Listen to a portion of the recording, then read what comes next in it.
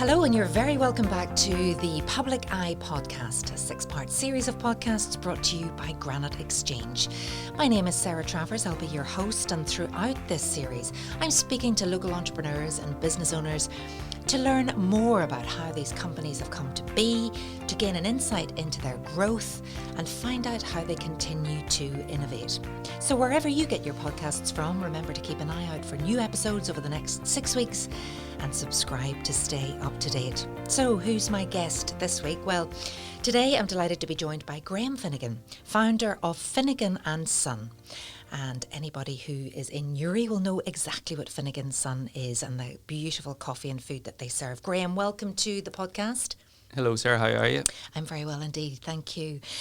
Just to tell you a little bit about the business, Finegan and Son are a family-centric specialty coffee shop offering a wide variety of premium coffees and an innovative and exciting menu with an emphasis on the freshest of local produce. I can definitely recommend the chowder. Sourcing products direct from farmers in the Louth, Down and Armagh areas. Finegan and Son is not the only venture Graeme has been involved in. He also established the very successful and popular Grounded Espresso Bar in 2005. So Graeme, you are passionate about coffee. I am a DJ. I opened up Grounded in 2005, 2006.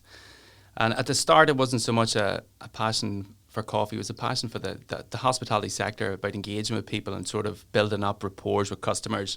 I was very aware that customers in a coffee shop would be, your regular customers, a customer comes in maybe 2-3 times a day.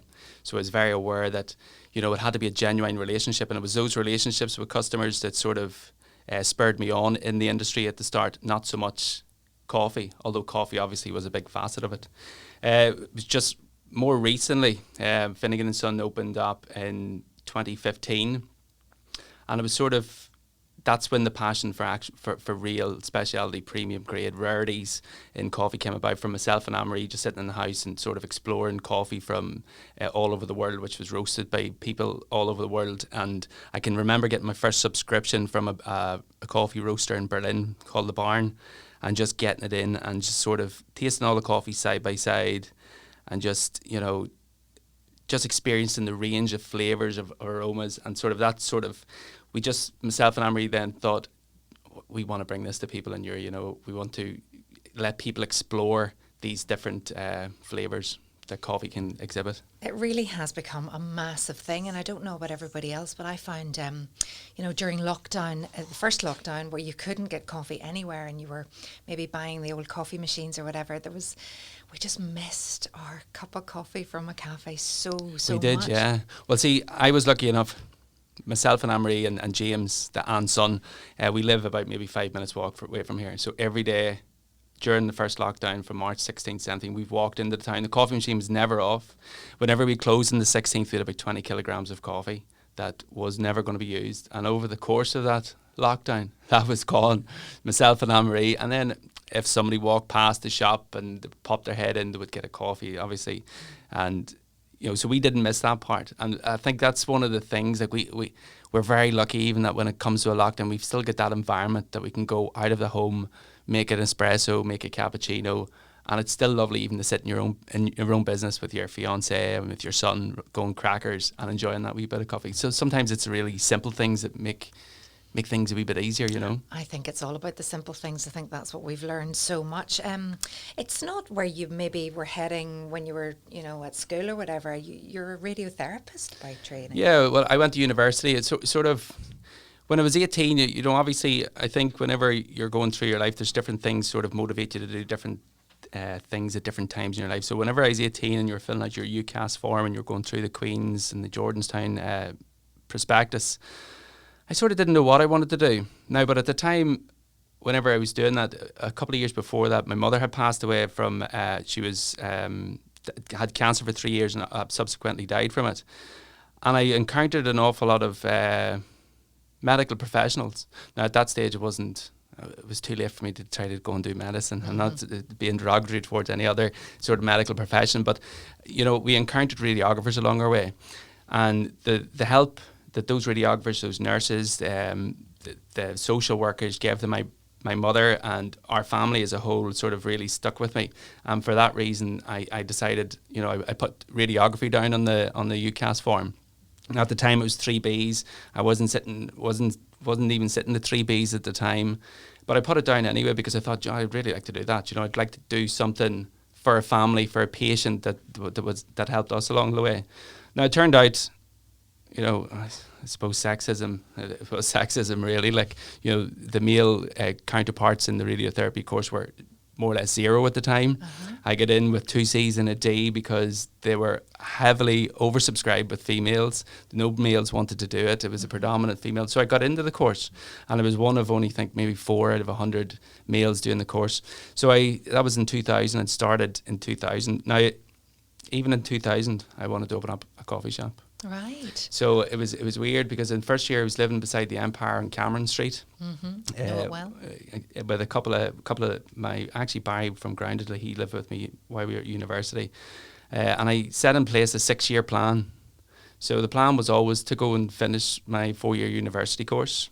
I was going to use the buoyant property market to get money to open up a shop. Okay. I knew that I could get a job because, again, the radiotherapy departments in Belfast City and Derry were already being talked about. And I knew that after 6 months I was able to get a mortgage. And at those days, things were pretty different there. You didn't have to jump through hoops to get mortgages. So how old were you then? I was about 21. That's incredible. That entrepreneurial spirit was there. Where did that come from? I have no idea. Well, my dad was a great man. I mean, is a great man. He had the first video shop in Newry. He had a video shop. It was out the back of our house. He used to go to the cash and carries, buy sweets. Oh, Jesus. He used to buy anything. He used to sell anything. Loose cigarettes. Oh, it was deadly. It was deadly. A very typical housing estate news agent and shop. So I think that's maybe where it came from. But as I say, Barry, who I live with, who now manages Grounded over in Newry, he was a business studies student. And I used to take his business studies books when I should have been probably doing physiology and anatomy and reading about how X-rays impact the skin and the bones. I was reading about SWOT analysis. And I was doing SWOT analysis in cafes on Botanic Avenue before I knew what a SWOT analysis was. Really? So I probably should have been studying more because I got through I got through my degree course. Now, it wasn't amazing at the theory behind it. But you passed. But I passed it. And I got a job in Beaver Park Hospital, which is outside Belfast. That's where the cancer centre used to be. And I was there whenever it moved into the Northern Ireland Cancer Centre to City Hospital. And I have to say, even though the theory side of it and the sitting exams and stuff, it was the people. It was the interaction with patients. It was working as a team. It was, radiotherapies. Everybody used to ask me, what was it like working in the cancer centre? It must be pretty grim. Mm-hmm. And to be honest, I've never met a group of people, patients, who are more together. They seem to combine this. It's not a cultish, but it's a sort of a real resilience and positive mental attitude. Mm-hmm. And I think it gets people through an awful lot.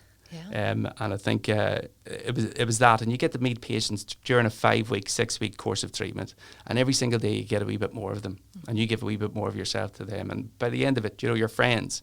I still see people in Newry here who have treated, and they're getting on, and it was that side of the job that I really, really loved. And it's that side of the job that I bring to hospitality. I was just going to say that. I mean, that's customer service too. So you know that you want to be treated by other human beings the way you want, you would treat other people. That is absolutely at the core of everything that we should do.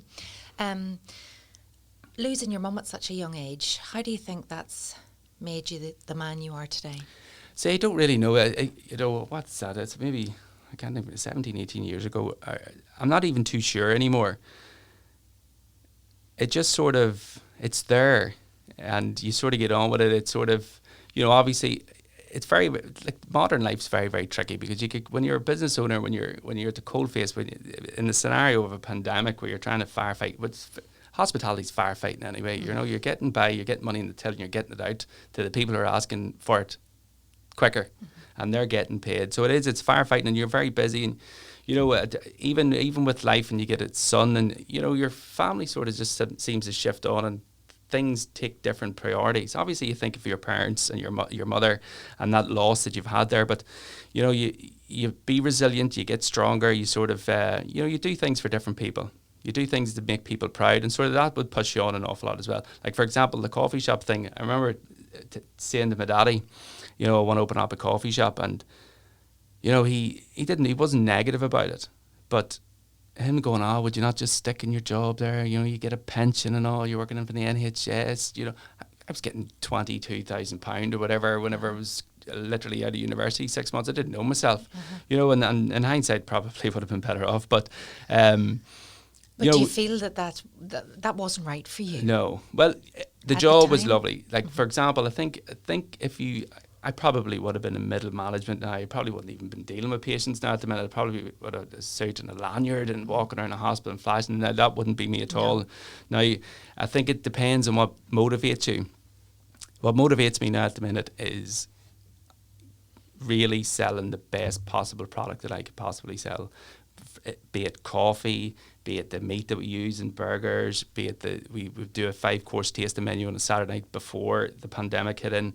You know, we were trailblazing in the area. We were getting escargot in from one of 5 snail farmers in Ireland. We were getting, you know, caviar, trout caviar that's you know, organic, wild hare, wild rabbit, everything. You know, you sort of really, you know, and those sorts of things. And again, like, I have a cafe in there and we can seat 35 people in it, a 5-course tasting menu.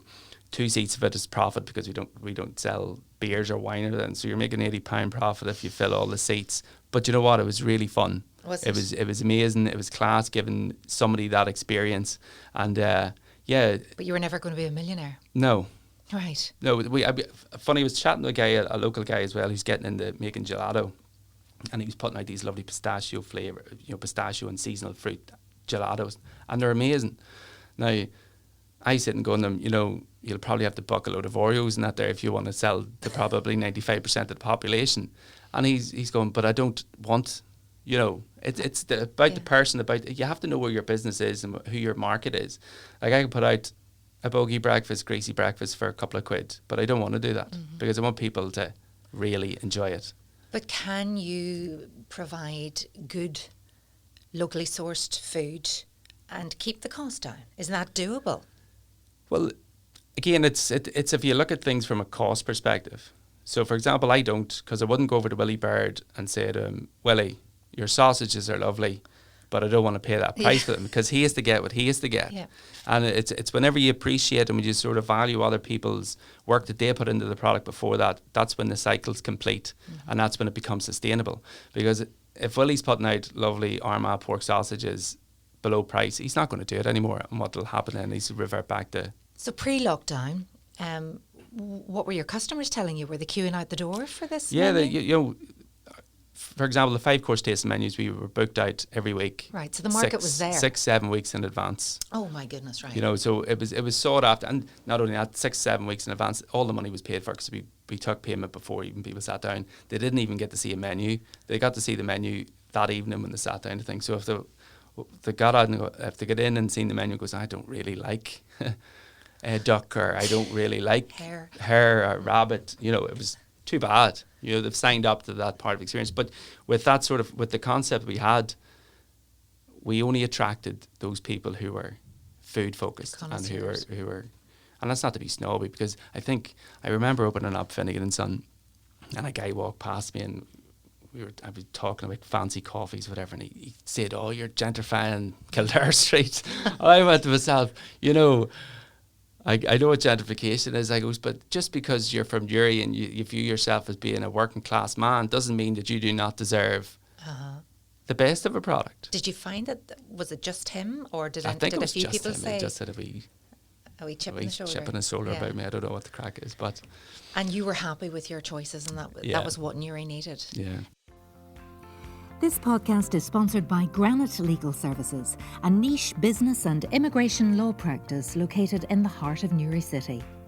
Granite Legal Services provides legal advice to both individuals and companies alike across a wide range of industries, from employment, commercial or corporate law matters to immigration law. Granite Legal Services focuses on providing legally sound, practical advice to its clients. To get in touch, visit www.granitelegalservices.co.uk or email us at inquiries@granitelegalservices.co.uk today. Then, Flip, we've a global pandemic. How has that been for you? Do you know what? Initially, we closed the Finegan Son and Grounded on the 16th of March, and the first 2 weeks were scary because you were sitting going, oh my goodness, the electric bills are still coming in. I had suppliers phoning me up on the 17th looking to know, we would like that money that is due to us in a couple of weeks' time now. We were very focused on, okay, we've just done a week's work. The staff are going to need wages next week. And to be quite honest, on the 16th, my objective was to have the £6,000 in my bank account on the Sunday so that I could pay the staff. Right. After that first week, there was nothing. There was no cash, and we went on for as long as we got the first week, and then the Lion week obviously paid back. After that, then furlough was announced, but you weren't getting paid the grants until it got set up. So the staff went for a period 5-6 weeks without actually having anything. Myself and Anne-Marie were in Tesco. This was maybe about 6, 7, 8 weeks into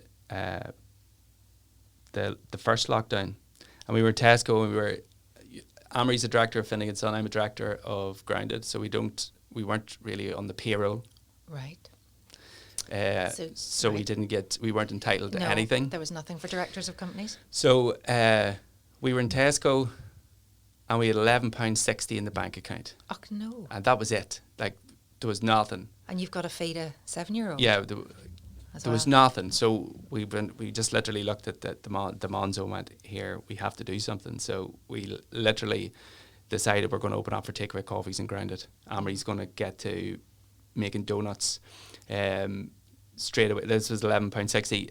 I sort of made ways into getting a website built. Now, I didn't have any money to get a website built, but a friend of mine who I knew from Belfast, a guy called Ryan Crown, he was working in New York at the time as a graphic designer, and I sent him a message going, can you do me a website? Yeah.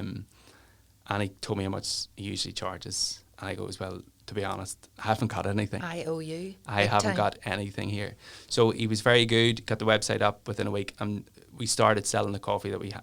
We kept on ordering coffee. So how did the website work for you then? Did people order before they arrived? Well, this was literally for retail coffee. So this was so basically we would have went through maybe 50, 60 retail bags of coffee in the shop for customers just taking home. So what we wanted to do was keep our customer, instead of them going and finding some other outlet to get their coffee beans off, we created it for them. Wow. Now, it was good. It was the first 3-4 weeks. It was great because I got the money to pay rent for the website. Yeah.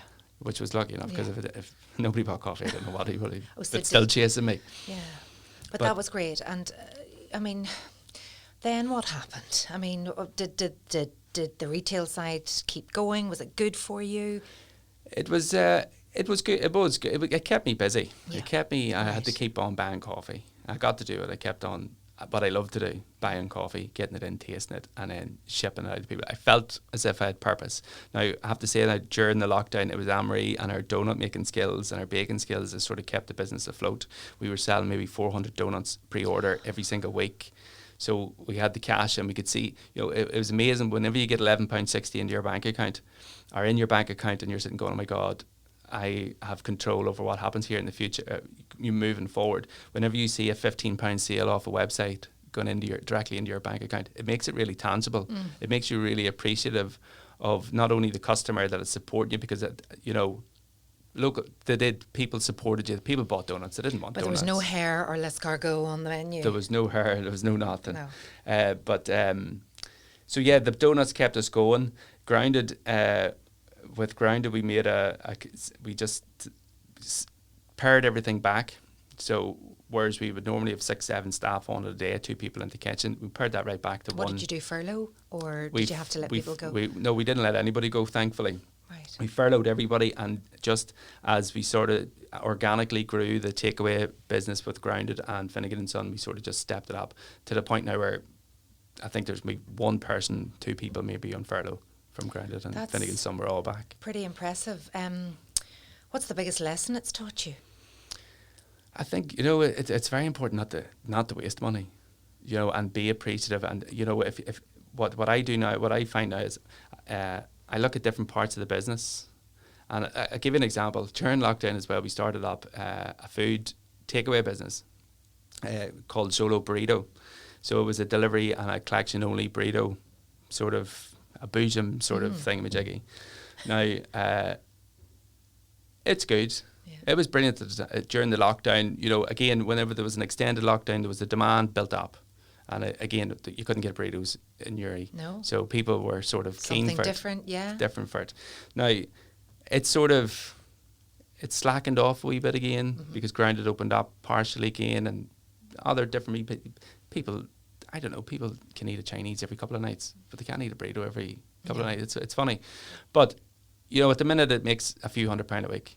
And you're sitting going, is it worth our while doing it? And you're sitting going, well, it is worth our while doing it, because even if we make £20 a week, over the course of a year, it's still, it's £1,000 on the, And it's the kind of thing that you could start up and stop easily as well. It is. It's not too bad, and it lends itself. And again, one of the things that we done it for is getting as many staff back as possible. So our objective isn't to make loads of money at the minute. Our objective is to get people back into work, and so that because you be very aware that your staff, some of them can't live in furlough because they maybe are renting a house, and you're very aware that these people do not want to be in furlough. They want to work as much as they can, and so what can we do? So our objective isn't so much as our bottom line, but it's about helping the people that we work with. It's the mental health as well, isn't it? Big Having time. a purpose. I think it was easy at the early stages when the weather was nice, but so different in the winter time. It's a bit grim now, yeah. Has it tested you, do you think, as a person, this whole lockdown? Do you know what? I shouldn't be saying this to you, Sarah, but I find that it hasn't. Nobody's listening, it's okay. turn off the news an awful lot now. And I think whenever you turn off the news, the anxieties that are about during a pandemic, you don't experience. And you sort of, I loved walking down here with Anne-Marie and James in the summertime. I loved just, like, the street out here where we are here. We played football in that street. It wasn't a car. It was amazing. Right. We were on scooters and bikes up and down. There wasn't a soul in the town centre, and it was absolutely gorgeous. It was amazing. In touch with that inner kid again. Yeah, it was brilliant. And I have to say, we did really enjoy it. We enjoyed doing everything that everyone else. We didn't bake at home actually, like everyone else. We sort of took a break from that. But we enjoyed doing nothing and being with each other. And I think as a team, as a unit, as a family, we were very. Whenever there's a lockdown announced, we don't be down in the dumps about it. Like, we sit and go, well, there's positives here. Like, I've got that fence to fix, or I've got, there's plenty to be done. Or just to spend time with your son. I mean, how difficult was it to spend time with your son before?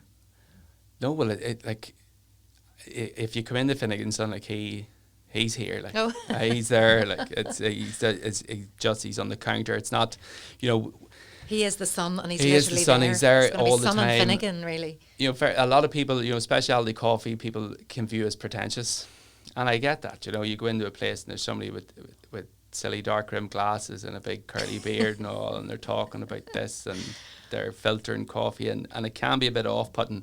In Finegan's Son, you do not get that. Right. You might get the most amazing cup of coffee in that cup, but you might have a wee fella firing a paper airplane around the shop, which would put many people off. But it doesn't matter, because that is the essence and that is the foundation of our business. And that is why the business was set up in the first place. We set it up, myself and Anne-Marie, and we don't care if James gets into it.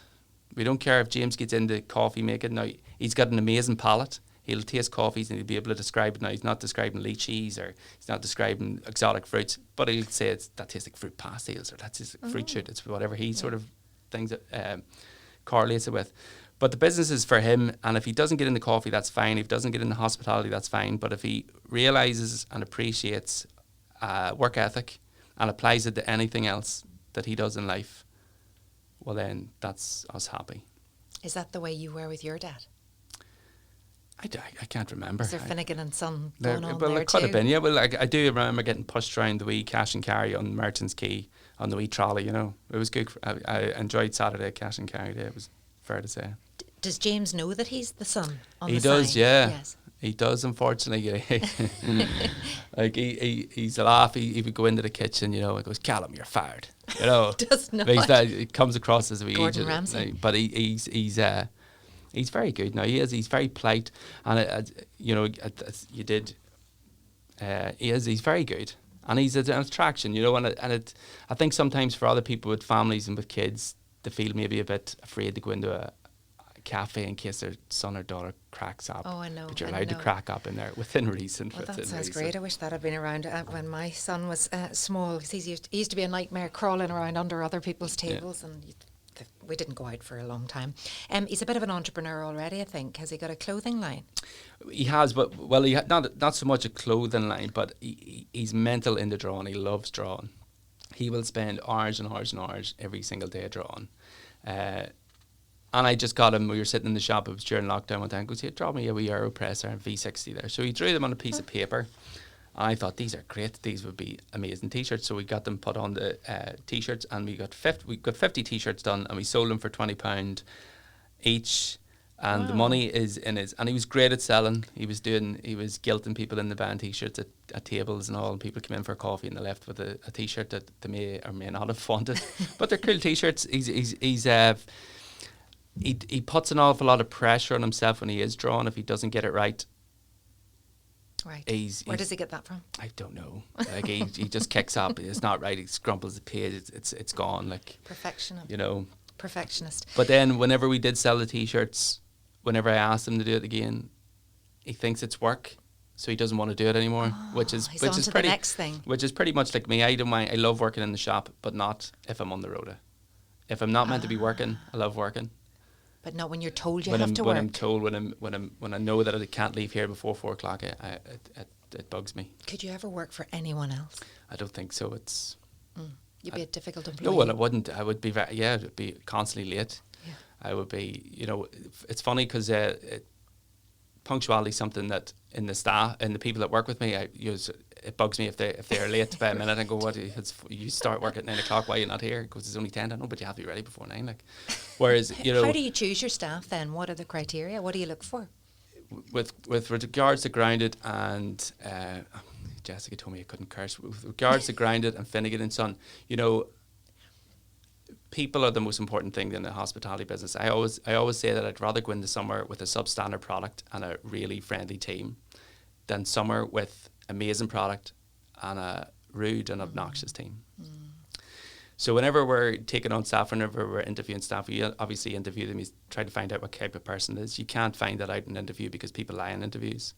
We give them a couple of hour trial period. Now, whenever anybody comes to us and they've no experience in hospitality, which is the case now because you've got people who are now leaving the jobs, maybe they had 5-6 years having to try something new. So whenever they come to us, you know, if they've no experience, I always say, well, do you know what? In a week's time, if you work somewhere, you'll have experience. But if you're an absolute, you can't curse. If you're grim, if you're rude, if you're not approachable, in a week's time, you're still going to be like that. Yeah. You know, whereas if you're a nice person, with a bit of help, with hard work, in a week's time, you've got experience and you're lovely. All the cups and spilled everything. Do you know what I mean? It's all about that. It's about people's approach. Let's talk about Newry and the future of Newry, because presumably when you set up Grounded and Finegan and Sons, Newry was a different place. Yes, there were issues with the high street. There were issues with new shops. But you're right next to Granite Exchange, which are shared office space here. Great for customers. With the pandemic and whether we need the bricks and mortar places, are people going to keep coming in? How do you see your business going forward? It's a funny one, like the tenants here at Granite Exchange, and you had a local First Derivatives, which would be a big employer, and the offices, even the solicitor, like around here you would have solicitors and accountants and stuff. Now, for the most part, they're now working remotely, which is bad for us because they're your perfect customer. Yeah. The FD wants the guys nipping in for a £2.50 coffee. There's no labour for us involved in it. They're not sitting in. There's no, you don't have to fuss after them, clean around. That's the perfect customer is coming in for you 30 seconds and nipping on. Now, we don't have that at all. I think the advantage of Newry over the places like Belfast and Dublin is that we're more community focused, not in that the city centre is the centre. It touches all the housing estates, all the housing developments, whereas in Belfast they're out down south, the west Belfast. So there's no. Our town centre is the heart of the actual whole area, which is good for us. But moving forward, I can't see that that's going to come back very quickly. I don't think we're going to see loads. I don't think we're going to see loads of FD guys coming in for their takeaway coffees or working in their offices. I think we're just going to have to sort of diversify. And again, it's back to aspects of the business where you're maybe making £100 a week. All those wee £100 are going to have to make up for that shortfall that we're going to experience. I mean, it's been an unprecedented time, and your sector has been really badly hit. And I wish you every success, and I'm sure that your agility that you've shown already will come to the fore again, and whatever needs to be done will be done. But that perhaps, we don't have a crystal ball. No. Do you feel impressed with yourself, the way you've been able to think outside the box and get through? Well, I think, it's again what motivates you and why you're doing things, like, and you're sort of, our objective in doing things now is to keep our business in people's heads. That's it. And whenever you find novel ways of doing it, or for the most part you're copying and pasting from what you see in the industry, other places in the world or in the country. We sort of, again, the first lockdown was great. The second one was good. Is this the second one? Third one? I don't know. Third one now. I don't know. But it makes you more resilient. It makes you try new things. The whole e-commerce side of things, I never thought a cafe needed it. And I find now that it's great. And for the future of my business, I'm putting an awful lot of effort into getting product on that website that you cannot get anywhere else. We've got up on 6-7 different coffee roasters from Auckland, New Zealand, North Carolina in America, Rotterdam, Berlin, Oslo, London, Galway, Belfast. We sort of, and again, obviously it's important to shop local. And a few people have said to me, "Oh, you're not getting local coffee roasters in." I'm sitting going, "I know, but I'm trying to carve a niche for myself. I don't want a product that you can get everywhere. I want a product that is very, very unique to us. I want our shop to sort of spearhead that, and it has done to a certain extent, specialty coffee in the greater Newry area. Now, the purpose of this podcast, and I ask these questions to every single guest, is to inspire existing business owners and ambitious entrepreneurs out there. What advice would you give people who may have a business idea but have no idea where to begin, or are unsure as to whether or not the risk is worth taking? See, but with the business idea, it's mental, right? Because I've opened closed a few businesses, but I still get business ideas that are completely outside what I'm doing right now, and I still don't know how to execute them or how to follow them up. And I usually actually do sound it off James to see what he thinks of it. So I think I remember reading a book one time when I was starting up Grounded, and it said in this book, I think it was the guy who opened O'Brien's, Brodie Sweeney. He said if it's a good idea, you should wake up the next morning and still think it's a good idea. And if that's the case, you should go with it. Now, it's important as well to know if the area, like for example, I set up Grounded in Newry because I'm from Newry and I love Newry. Now, in 2006 when we opened up Grounded, there wasn't a market for it. Newry wasn't ready for a place where you went and had a coffee and a chat. Back in 2006, and I think for people outside of Newry, listening to this in Belfast, you think, oh my God, they didn't know what a coffee was back then, but we didn't in Newry. And people went to a cafe because of a need for feeding, for function, They went because they were hungry. Yeah, fuel, not for an earwag or a chinwag. They didn't do that. So the coffee culture. Yeah, so it's important to know your market, and then it's important to stick to it. I opened up Grounded in 2006, November 13th. We opened up to 10 o'clock every night, because I wanted to. That was my USP from the outset. Now, and that was unusual. That was having a very coffee shop unusual, open at night. So from 4 o'clock to 10 o'clock, I would have no customers in the shop. And this was for approximately a year and a half. But you Now, stayed I was open. that stubborn. I stood in it. I stood in the shop, wiping tables that didn't need wiped. Absolutely stress balled out because people were looking money. It was one of those things, you know, you thought this is going to work. And like we encountered so many. We had a beautiful white floor and grounded it when we opened. A poured concrete floor. I don't know who talked me into doing that because it was me had to scrub it every night. But I remember I didn't have enough money to pay the guy who done it. It was £4,500 or something for this floor. I paid him 1,000 or whatever. And he came in the shop and they go, Graeme, I need that money. Or else I'm going to come in and dig this floor up. And I went, flip me, you know, if you do that, I'm definitely going to have no customers. No. And sort of, again, it's back to being resilient. Did you pay him back, Graeme? Everybody get paid. Good. But again, you know the market and know that there's a market out there for your product. And if there's no market out there, you absolutely have to make that market. And with Grounded and with Finegan Son, like nobody was interested in spending £25 a bag of coffee until we opened. And we're still working at it. We're still trying to develop that market and we're still trying to attract people into Newry for that unique product. What about the opening till 10 o'clock? Yeah, well, we opened at 11 midnight now.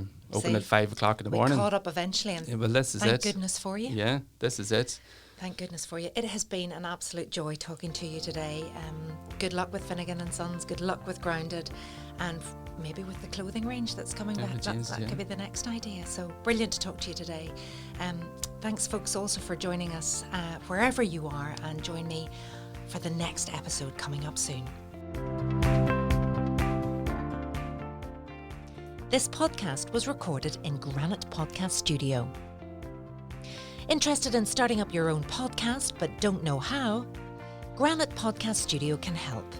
Record your podcast in our state-of-the-art studio, which is based in the heart of Newry City. Our studio has cutting-edge and user-friendly technology and can seat up to 4 people. We also provide an editing service for our team, using your guidance and editing notes to provide you with a flawless finished product, leaving your listeners wanting more. For more information on how you can get started, visit www.granitepodcaststudio.com.